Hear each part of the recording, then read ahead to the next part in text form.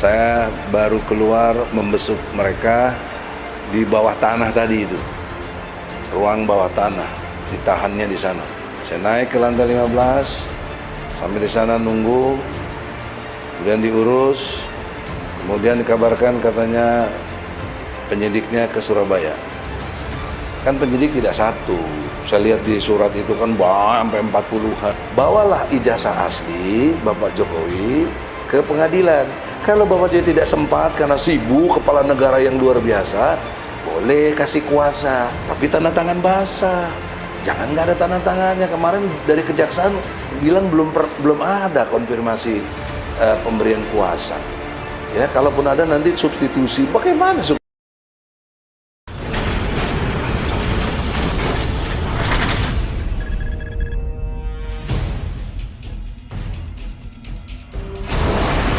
Assalamualaikum warahmatullahi wabarakatuh. Saya Egy Sujana, advokat atau lawyer atau pengacara dari Gus Nur dan Bambang Tri. Saya baru keluar membesuk mereka di bawah tanah tadi itu. Ruang bawah tanah, ditahannya di sana. Kemudian saya menghadap ke lantai 15. Tempat cyber crime, ya, cyber crime. Jadi saya temui penyidik, saya telepon nggak diangkat atau mati lebih tepatnya HP-nya. Saya naik ke lantai 15, sampai di sana nunggu, kemudian diurus, kemudian dikabarkan katanya penyidiknya ke Surabaya. Kan penyidik tidak satu, saya lihat di surat itu kan sampai 40-an.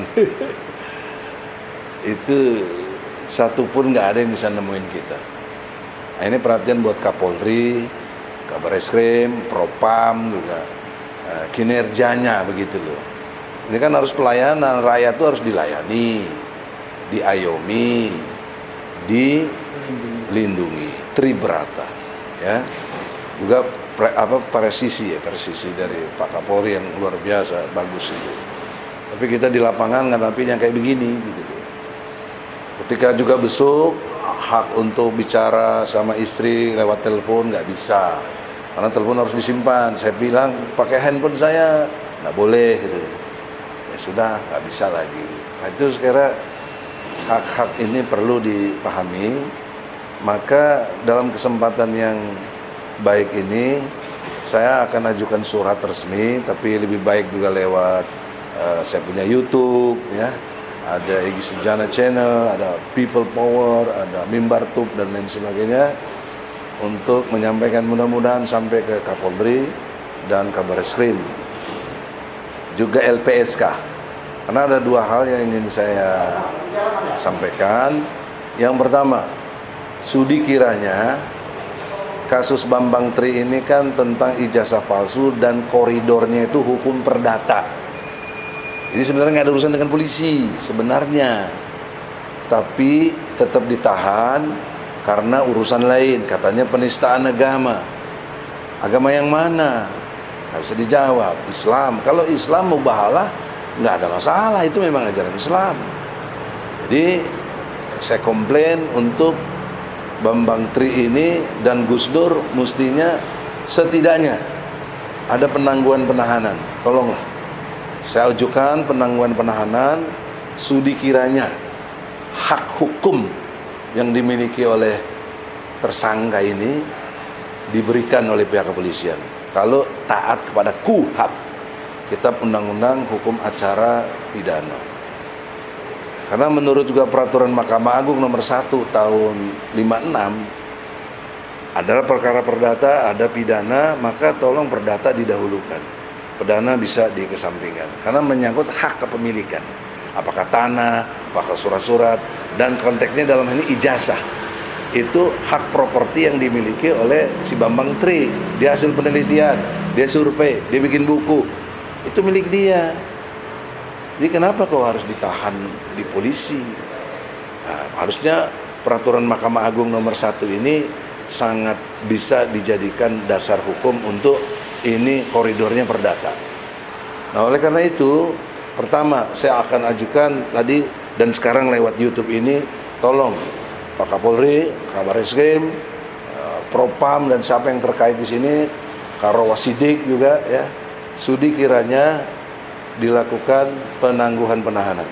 Ya, nah ini hak kami. Karena sudah lebih dari 1 kali 24 jam ditahan. Jadi sudah dianggap kalau pemeriksaan itu sudah memadai. Dan kita punya hak untuk ajukan itu. Yang kedua, kepada LPSK, ini kan jadinya saksi dan sekaligus korban. Saya minta perlindungan saksi dan korban. LPSK, Lembaga Perlindungan Saksi dan Korban. Tolong perhatian, saya nggak tahu siapa ketuanya. Insya Allah surat menyusul untuk disampaikan supaya ini di bawah perlindungan lembaga saksi dan korban, ya, karena menyangkut kaitannya ijazah seorang yang sangat berpengaruh, yaitu Presiden Jokowi. Jadi Presiden Jokowi dengan hormat juga harus taat hukum. Tolong tanggal 31 sudi kiranya datang supaya clear masalah ini. Case close. Saya ingatkan, case close. Tutup kasus ini dengan cara bawalah ijazah aslinya SD, SMP, SMA. Ya, kalau universitas kita nggak gugat. Nanti kalau dia mau memberikan penjelasan boleh, ya, dengan gugatan intervensi. Tapi di bawah sumpah, nggak boleh bikin keterangan tidak di bawah sumpah. Karena konsekuensi hukumnya kalau sumpah Anda palsu, Anda kena 7 tahun. Ya, harus dimengerti itu.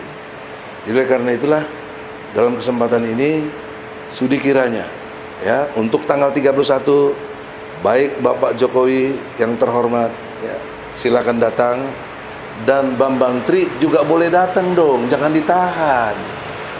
Nah, ini saya maksudnya penangguhan penahanan itu untuk tanggal 31.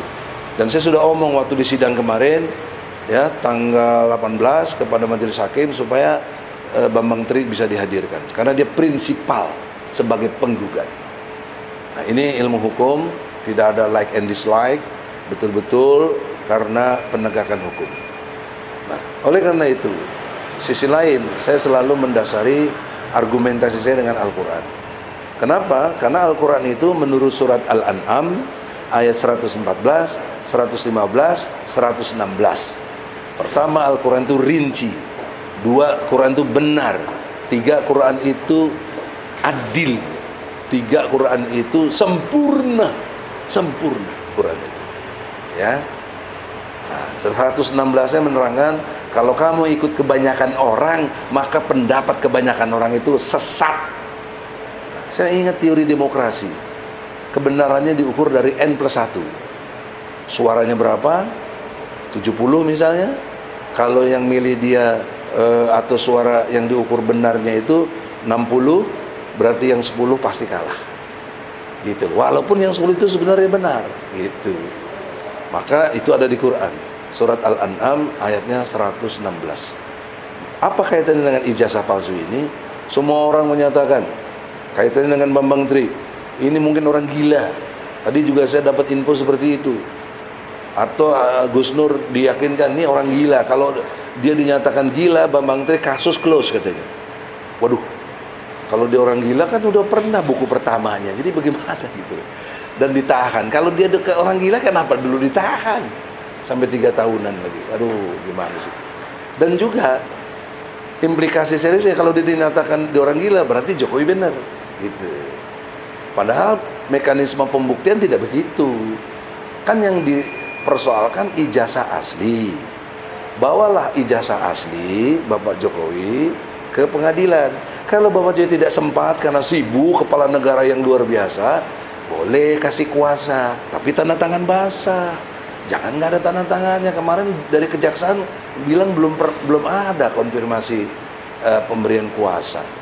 Ya, kalaupun ada nanti substitusi. Bagaimana substitusi? Yang digugat siapa? Ya, jadi tolonglah mengerti hukum, jangan pura-pura tidak mengerti atau sabotage. Sisi lain, saya masih punya keyakinan. Sisi lain, apa yang Jokowi lakukan itu benar, karena bisa jadi Jokowi punya ijazah asli. Yakin saya.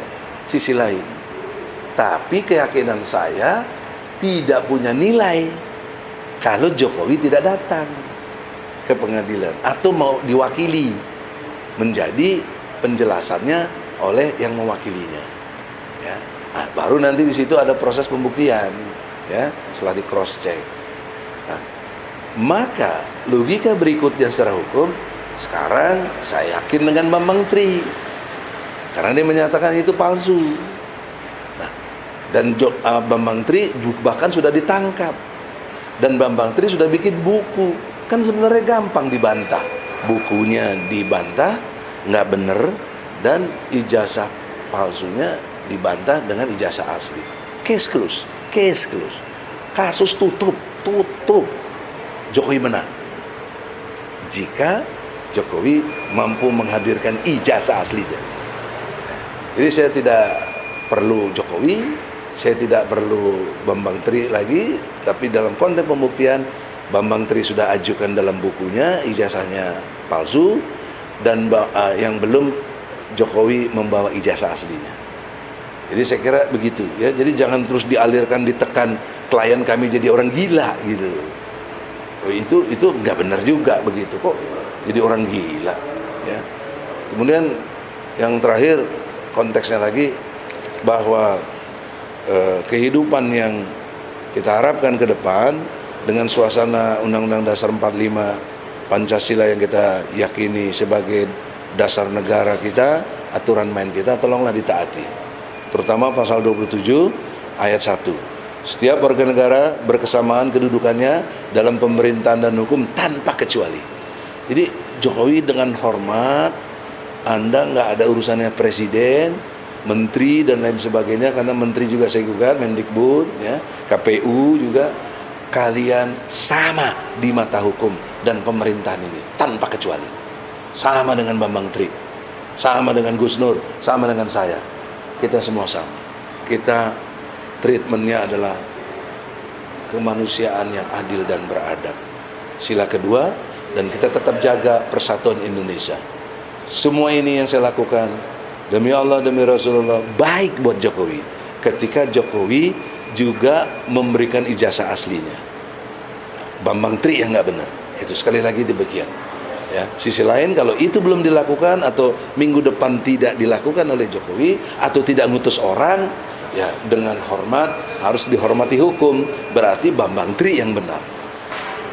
Dan untuk itulah kita gugat juga MPR, segeralah bersidang untuk memberhentikan presiden karena telah melanggar pasal 7A Undang-Undang Dasar 45. Setidak-tidaknya telah melakukan perbuatan tercela.